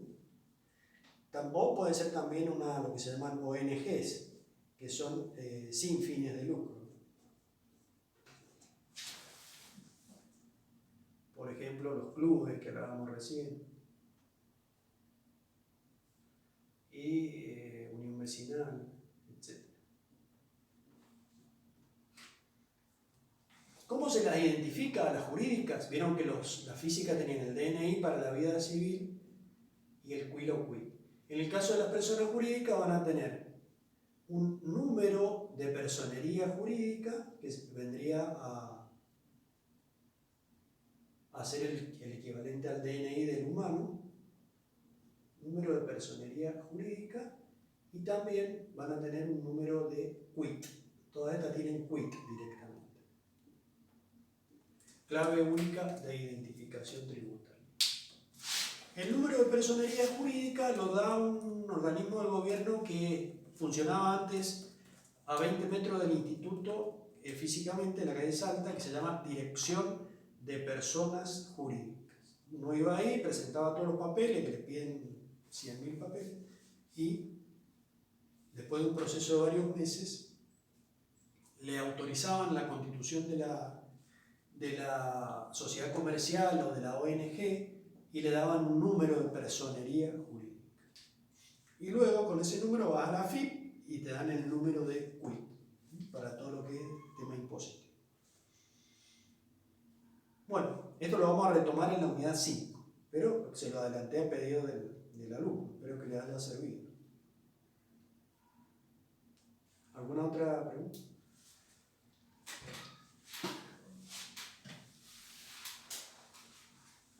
Bueno, fíjense acá. Perdón. Les voy a dar 5 minutitos para que hagan la actividad, este cuadrito que está al finalizar la página 6. Estamos jugados con el tiempo, así que tienen 3 minutos para hacerlo. Y después lo revisamos. Este cuadro, ¿ok? Si es verdadero o falso, justificando en el caso que sea falso.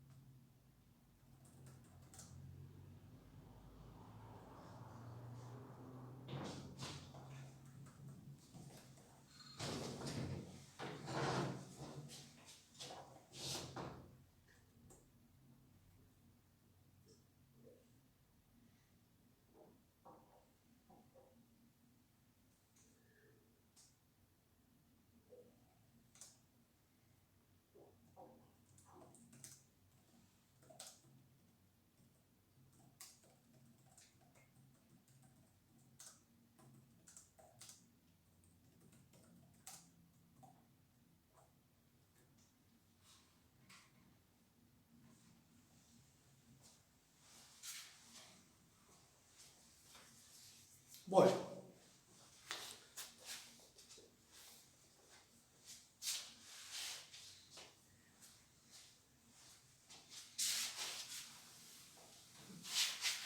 vamos a revisar, chicos.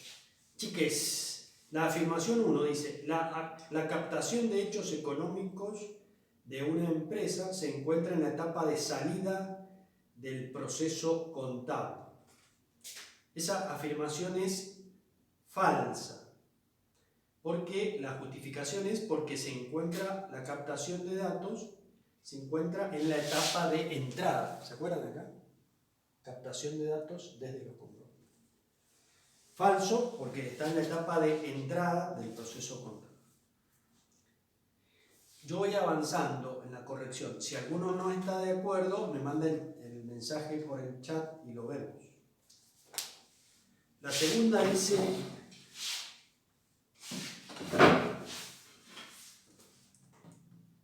Es acertado afirmar que todo comprobante es considerado un formulario. Esa es verdadera, porque yo les dije recién que todo comprobante fue previamente un formulario cuando estaba en blanco. Entonces es verdadera. Lo que no sería correcto es al revés, que todo formulario es un comprobante, porque el formulario recién se transforma en comprobante cuando se llena la parte variable. Y tal vez eso nunca suceda, porque si el formulario no lo utilizo nunca y queda en blanco, nunca se transforma en comprobante. 3. A una factura de compra se la considera un comprobante externo.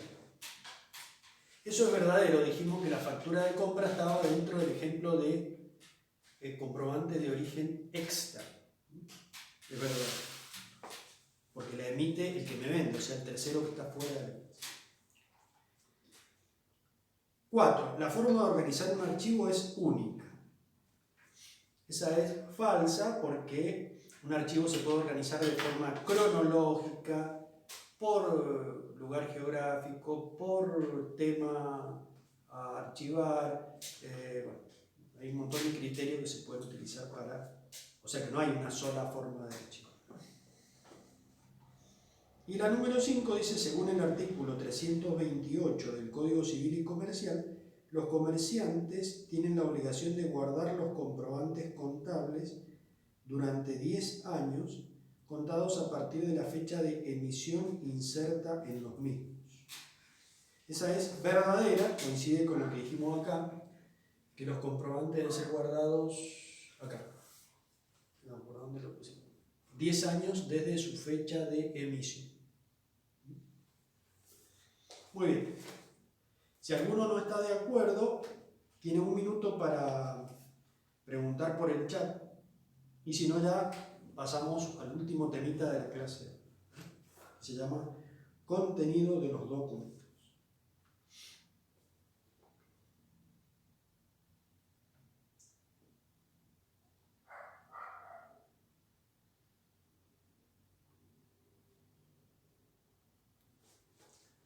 ¿No? ¿Cuál era la justificación que dio para la pregunta 3? Me pregunta por la justificación de la pregunta 3. 17:30. No, esa no tiene porque es verdadera. O sea, es verdadera, esa no lleva justificación. La 3. Una factura es un comprobante extra.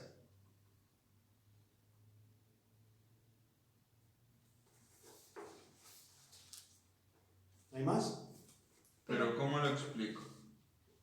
Eso, le puedo explicar si tuviera que explicarlo, en este caso no porque es una afirmación verdadera, pero si me piden explicación, decimos, la factura de compra es un documento externo porque es emitida por un tercero ajeno a mi empresa al que yo le compré mercadería.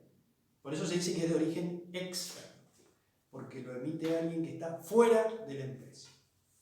Yo me quedo con la mercadería y recibo la factura que emitió ese tercero, o sea, mi proveedor.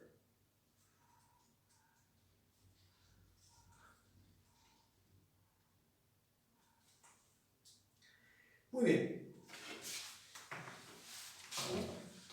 ¿Todo origen interno pasa por un uso interno y externo? Sí. Si el documento es de origen interno, va a tener uno de los dos destinos. O es usado solo dentro de la empresa, en cuyo caso sería origen interno y uso interno, que el ejemplo vimos la minuta contable, que después vamos a volver a ver. O es emitido en la empresa y se entrega a un tercero, sería de uso externo. Por ejemplo, dijimos la factura de venta. Cuando nuestra empresa vende, emite la factura, origen interno. Pero se la entrega al cliente, o sea, que es de uso externo. Evidentemente que la empresa se queda con una copia, pero estamos hablando acá del cuerpo principal del documento, que es el original.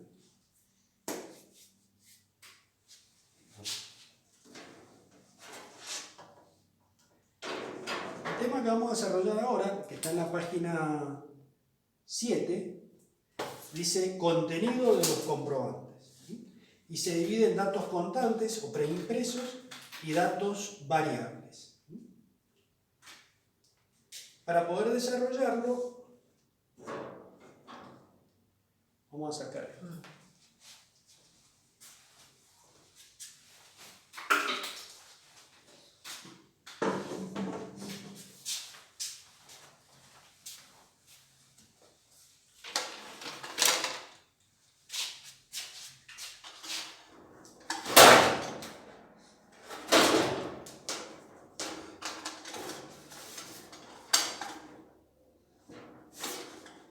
Bueno. ¿Querés trabarlo con esto ahí?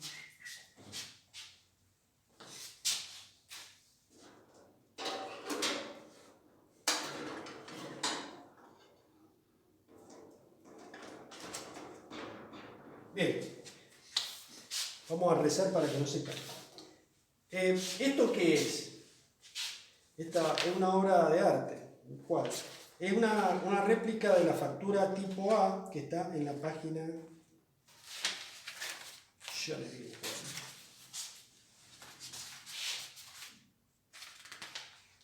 está en la página 21 del libro.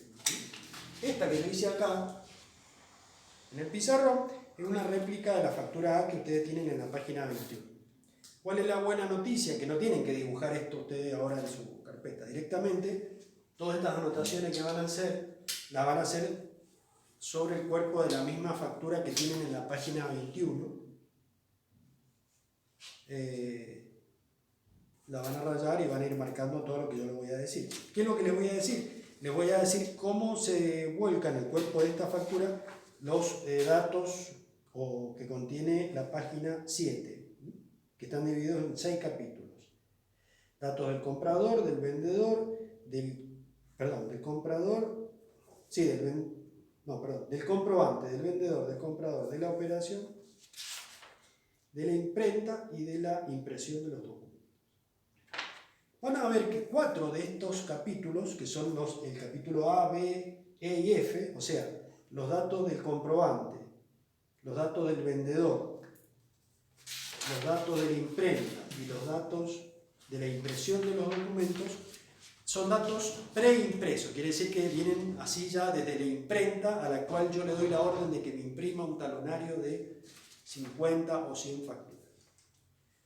O sea, por eso se llaman también datos constantes o preimpresos.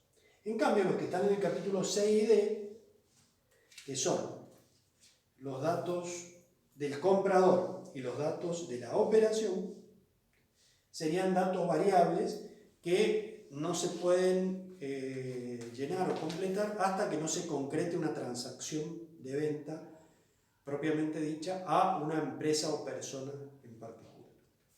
Quiere decir que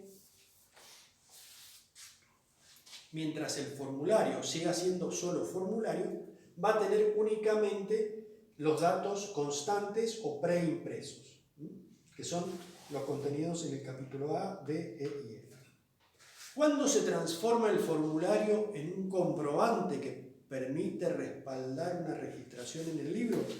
Cuando es completado por los datos variables de los capítulos C y D, que son los datos del comprador, que compra la mercadería, y los datos de la operación, donde decimos en qué fecha se hizo, qué es lo que se vendió, en qué cantidad, qué precio, etc. Eso es lo que está dividido acá. Fíjense, yo le puse el grupo A de la página 9, perdón, de la página 7, son los datos del comprobante. ¿Cuáles son los que figuran? El nombre del comprobante, en este caso es una factura, ¿ok? ¿Se ve bien? Sí. El tipo, en este caso es una A mayúscula, ya vamos a ver en la clase que viene cuándo se emite una factura A, cuándo una B, cuándo una C, etcétera, etcétera. Se los adelanto ahora. El tipo de factura A, B, C, E depende de la categoría que tengan ante la AFIP el emisor del comprobante, el que la hace, y el receptor del comprobante. Muy bien. Son datos del comprobante, el nombre, el tipo y el número. El número está compuesto de 4 dígitos que corresponde a la sucursal o punto de venta. En este caso, supongamos que esta empresa tiene una sola sucursal. Entonces será la 001 y después el número de 9 dígitos para el número propiamente dicho del comprobante o de la factura. Y también un dato del comprobante es lo que aparece acá abajo, que es si se trata del original o del duplicado de la misma. Por eso le puse la letra A también acá. A. Este A que está en letra verde corresponde a los datos del grupo A, que son los datos del comprobante. Luego tenemos los datos del grupo B, que son datos del vendedor, porque en el caso de una factura estamos hablando de alguien que vende y de alguien que compra. El dato del vendedor, B, está preimpreso, un dato constante. Nuevo rumbo, sociedad anónima, el domicilio, el teléfono, el número de quit, que es la identificación de la empresa ante la AFIP, el número de ingresos brutos, que es un impuesto que cobra la Dirección de Renta de la provincia, o ATM, el establecimiento número, ahí se pone el número de sucursal, y la fecha de inicio de actividades de la empresa. Eso se le llama datos de la empresa, del vendedor. Y uno muy importante, la categoría que tiene la empresa ante el IVA, ante la AFIP para el pago del IVA. ¿Qué significa IVA? Impuesto al valor agregado. Eso lo vamos a ver también en la clase que viene. El responsable inscripto normalmente es la empresa mediana o grande que tiene un volumen de operaciones bastante significativo. Esos datos del grupo B, que son datos del vendedor, también están acá abajo, fíjense B, son datos constantes o preimpresos, que ya vienen en el comprobante cuando es emitido por la imprenta. Luego tenemos las del grupo C, que aparecen acá, fíjense que hasta la letra C, serían los datos del comprador. Que esto fíjense que está en blanco, dice señores, punto suspensivo, número de cuenta, punto suspensivo, el domicilio, la categoría ante el IVA del comprador, etc. Son todos datos variables, fíjense, grupo C, datos variables, que no se pueden llenar hasta que no se concrete una venta propiamente dicha, una compra-venta. ¿Preguntaron algo? No. En el momento que suceda, supongamos que le vendí, como decía yo recién, a Jorge López, pondré, señor Jorge López, número de CUI, el domicilio, Beruti 3084, Guaymallén, Mendoza. La categoría de Jorge López, si es responsable inscripto igual que yo, o si es exento, quiere decir después lo voy a explicar la clase que viene, cuando está eximido de pagar el IVA, o si es un pequeño contribuyente, al cual se le llama monotributista, o si es el consumidor final, o sea, si es el que va a comprar ese bien para comérselo o para usarlo, según el tipo de bien que se trata. Esos son datos variables, los del grupo C, que se llenan una vez que se hace la transacción propiamente. Luego tenemos el grupo D, que también son, fíjense, D, datos variables. Son datos que están en blanco y que se llenan cuando se hace una operación en particular. Y acá también está la D, porque relacionado con esto está la fecha de la operación. Supongamos que, como decíamos recién, el 27 de marzo vendimos 10 sillas, entonces pondríamos fecha de la operación, 27 del 3 del 2020. Acá, bueno, Jorge López, bla, bla, bla, número de CUI. Supongamos que Jorge López también es responsable inscripto, o sea, es un gran contribuyente de una empresa grande. ¿Cómo hacemos en ese caso? Ponemos cantidad de sillas vendidas. Supongamos que se lo vendimos al contado, o sea, en efectivo. Cantidad de sillas, 10. En detalle se pone el producto vendido, por ejemplo, sillas. Precio unitario, pongamos un precio más realista, de 1.000 pesos cada uno. 1.000. Precio total. El precio total surge de multiplicar el precio unitario por la cantidad de unidades. Sería 10 sillas a 1.000 pesos cada una, nos da un total de 10.000 pesos. ¿Ok? Supongamos que también le vendemos 5 mesas, entonces cantidad 5, producto mesas. Supongamos que cada mesa vale 1.500, 2.000 pesos. Precio unitario de las mesas, 2. Precio total, 2.000 por 5, 10. Supongamos que no le vendí nada más a Jorge López. Entonces, ¿qué hago? Se cierra así y acá se hace una línea zigzagueante hasta llegar al subtotal. El subtotal sería 10.000 más 10.000, 20.000 pesos. En este caso, este tema lo vamos a retomar en la clase que viene. En este caso, como el vendedor es responsable inscripto y el comprador también lo es el único caso en que se emite una factura tipo A y se calcula el IVA por separado. El IVA, que se llama impuesto al valor agregado, es una tasa general del 21%. Entonces, el 21% de 20.000, si sacamos la cuenta, nos da 4.200.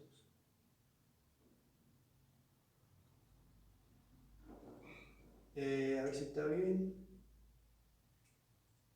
Sí. El 10%, 2.000, 4.000, 4.200. Y luego se suman. ¿Saben cómo se saca el porcentaje? Sería 20.000 por 21 dividido 100. Eso nos da el monto del IVA, el impuesto al valor agregado. Se pone acá en el renglón de IVA y luego se pone el total en pesos, 24.200. 200. Y acá, donde dice pesos, se pondría el mismo valor en letras. 24.200.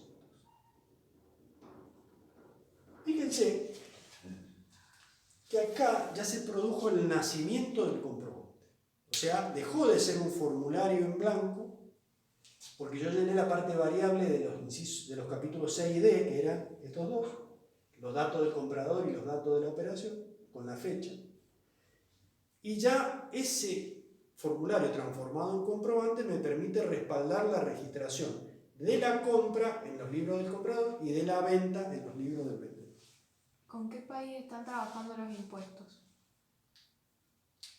Me preguntan con qué país están trabajando los impuestos. No la entiendo la pregunta, ¿qué quiere decir? Si me la puedo hacer de nuevo o hacer de otra manera.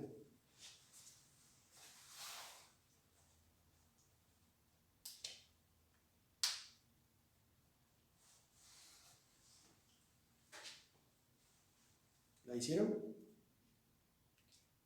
¿Qué se pone en observaciones? Pregunta otra persona. Acá, observaciones, se puede llegar, normalmente no se utiliza el campo de observaciones, pero si hay alguna condición especial en la venta, se la puede poner ahí. Por ejemplo, la mercadería debe ser entregada en un plazo máximo de 40 días en el domicilio del comprador, por decir algo. O sea, una condición que esté relacionada con la venta que se hizo. Bueno.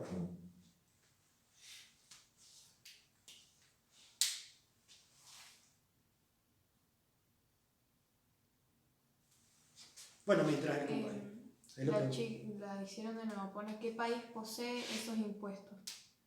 Todo lo que estamos viendo acá es aplicable a la legislación argentina. O sea, estamos dentro de lo que es la legislación argentina, pero hay muchos impuestos que son similares en otros países del mundo. Por ejemplo, este que se llama impuesto al valor agregado se aplica en muchísimos países. Lo que difiere es el porcentaje. En Argentina el porcentaje más común es el 21%. En otros países es el 18%, en otros el 15%. Pero existe en casi todos los países. Puede ser llamado con otro nombre, pero tiene características similares. La Sí. parte de detalles y eso, ¿en qué grupo entran? Detalle es el grupo D, acá también. Que sería, el grupo D son datos de la operación. Acá está todo esto que está cerrado en rojo. Todo esto acá es el grupo D junto con la fecha de la operación. ¿Sí?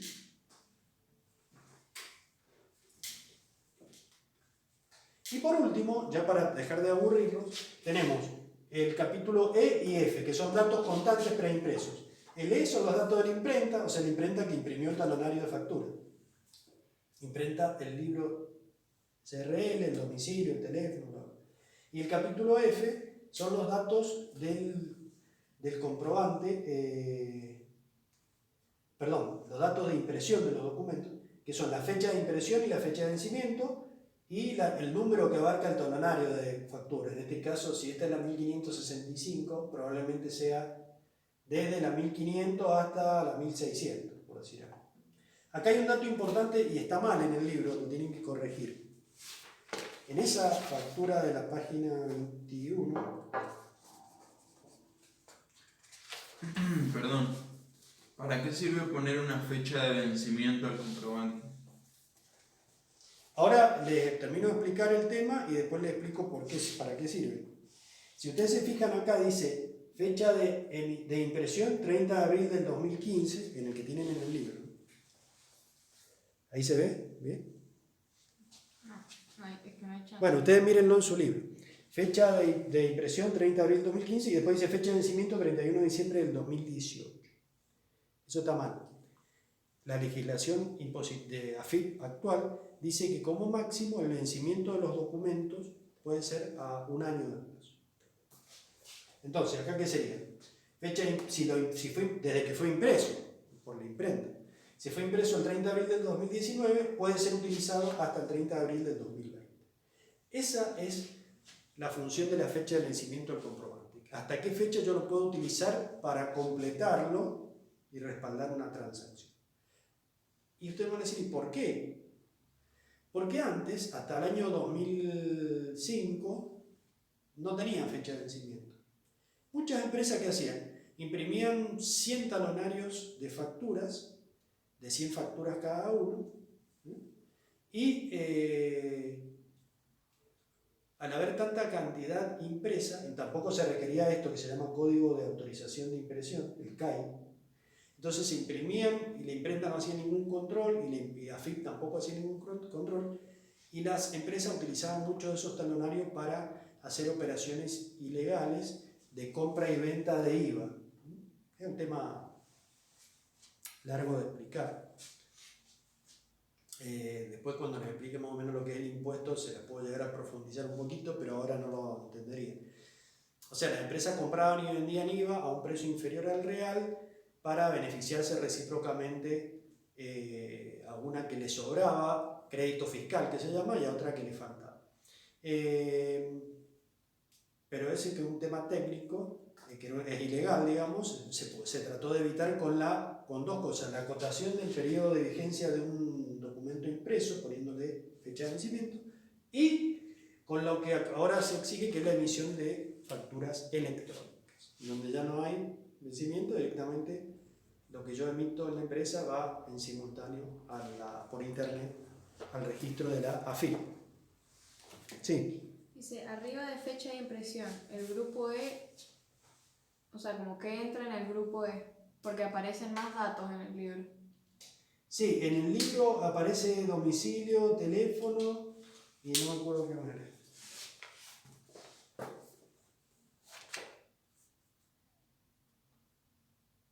Número de quit, habilitación municipal.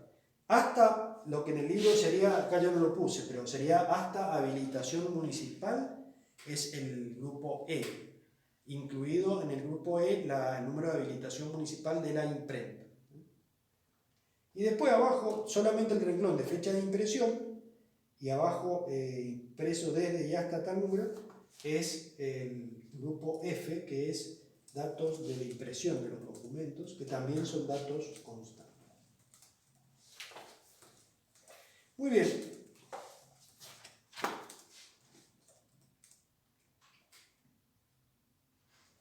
Hasta acá estaba planteado terminar la clase de hoy, así que les vamos a contestar las últimas preguntas, y yo en breve, dentro de 5 minutos, les voy a estar enviando un trabajo práctico evaluativo. Ustedes tienen para hacerlo hasta las 20 de hoy. Si lo quieren hacer ya mismo, lo hacen y me lo envían. Pero tienen ese plazo máximo, hasta las 20 horas. Sí. Preguntan, ¿y el CAI número? ¿Cómo en qué grupo entra? El CAI, que está acá chiquitito, entra dentro del grupo F, datos de impresión de los documentos. CAI significa clave de autorización impositiva. Es un número que yo tengo que pedir cuando yo quiero imprimir un talonario de factura, por ejemplo. Tengo que hacer un trámite por internet ante la AFIP para que me dé ese número. Y la AFIP me autoriza a que yo imprima esos 100 o 200 facturas. Con ese número yo voy a la imprenta, cualquiera que esté autorizada por la AFIP, y me imprime los formularios con ese número con ese código de autorización impositiva. Muy bien. ¿Hay alguna otra pregunta?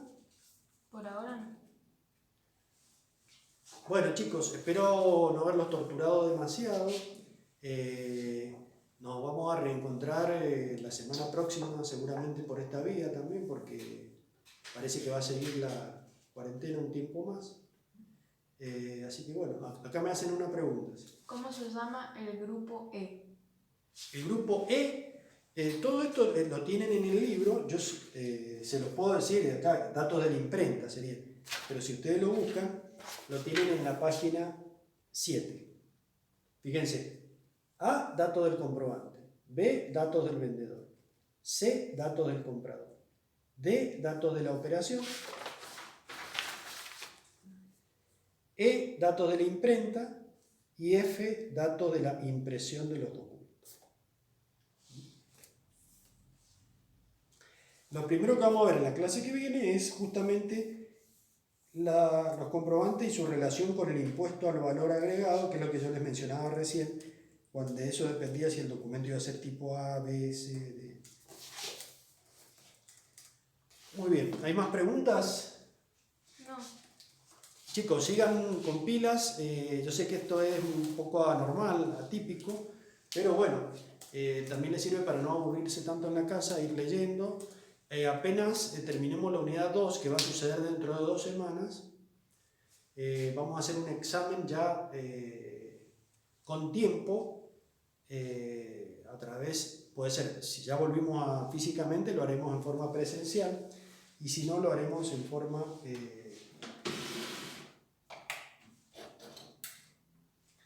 forma virtual, pero con un tiempo de duración. Sí.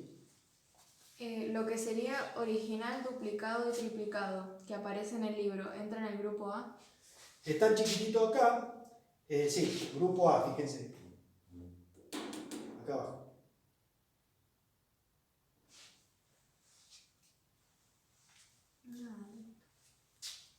¿No hay más preguntas, chicos?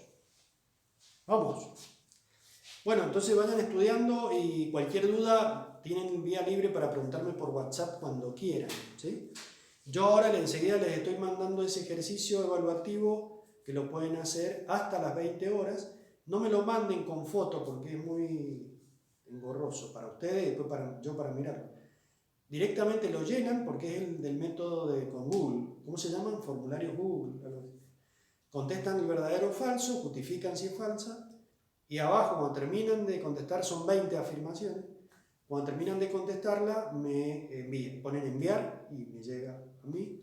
Y a su vez también les dice a ustedes cuánto hicieron correctos. En ese caso, si sacaron más de 60%, que serían 12 preguntas correctas, están aprobados, o sea, aprobaron el examen.